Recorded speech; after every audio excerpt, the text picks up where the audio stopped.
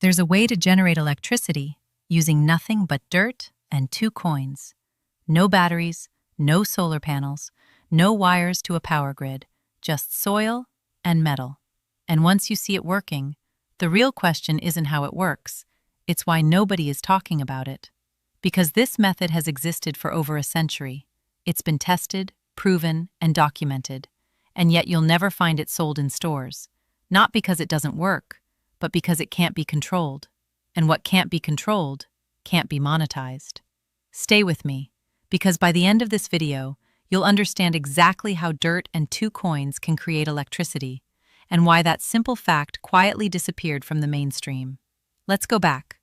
Long before modern batteries, before power grids, before charging cables, there was a discovery so simple most people overlook it. Take 2 different metals, place them into moist soil, connect them, and something invisible begins to happen. A steady flow of electrons, moving from one metal to the other. Through the ground itself. No spark, no noise, just current. Sounds impossible? It's not. And here's where it gets interesting. Because this isn't some fringe experiment. It's basic electrochemistry. The same principle that powers every battery you've ever used. The only difference? Instead of chemicals inside a sealed case, the battery is the ground beneath your feet. Now think about that. If the Earth itself can act as a power source, why are you still buying batteries? Don't answer yet, because the next part matters more. This method is often called an Earth battery, and the simplest version requires almost nothing. 2 coins, a patch of damp dirt, and a wire connecting them. That's it. But here's where most people underestimate it. Because one setup like this won't power your house. It won't run a refrigerator. And that's where people stop thinking about it. They assume it's useless. They're wrong. Because scale changes everything. One cell produces a small voltage, but multiple cells, stacked together? Now you're building something real, something usable, something that works, day and night, without stopping. And here's the part that should make you pause. This isn't new.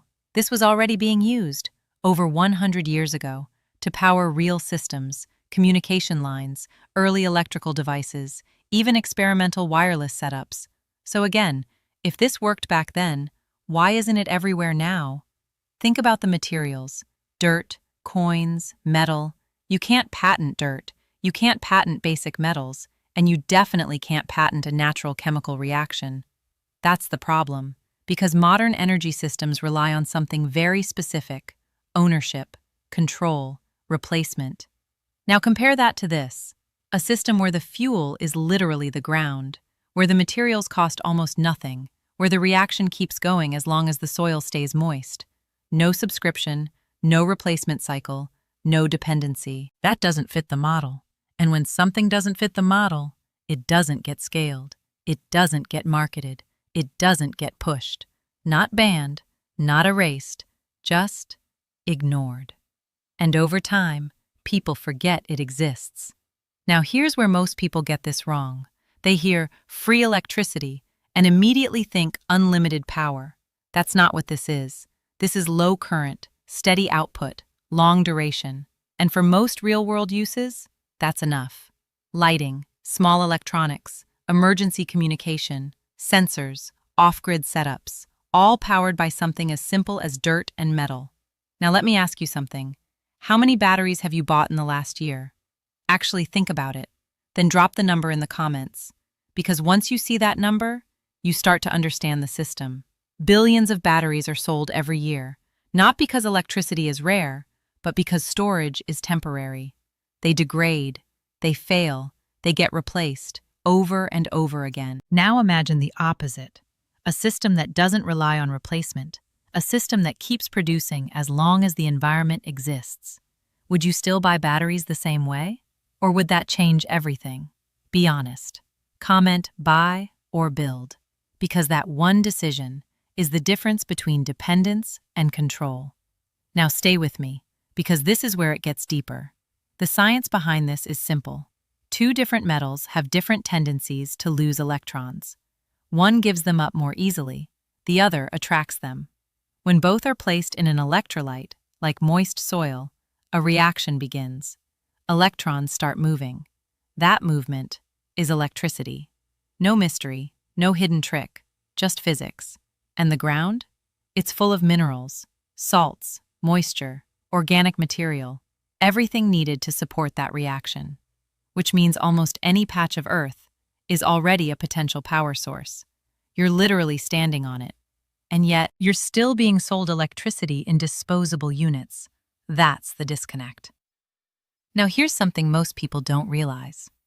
You can increase output by changing metals, by improving soil conditions, by connecting multiple cells. Each small improvement adds up, and suddenly, something that looked insignificant becomes useful, reliable, consistent. Now let's be real for a second.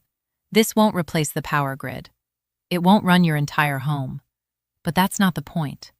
The point is that you have an alternative, something simple, something accessible, something that works, even when everything else doesn't. And that's where this becomes powerful. Because systems like this don't rely on infrastructure. They don't rely on companies. They don't rely on constant upgrades. They rely on understanding. And once you understand it, you don't look at energy the same way again. Now here's the part most people won't say out loud. If something is free, simple, and accessible to anyone, there's no money in it. And if there's no money in it, it doesn't grow. It doesn't get attention.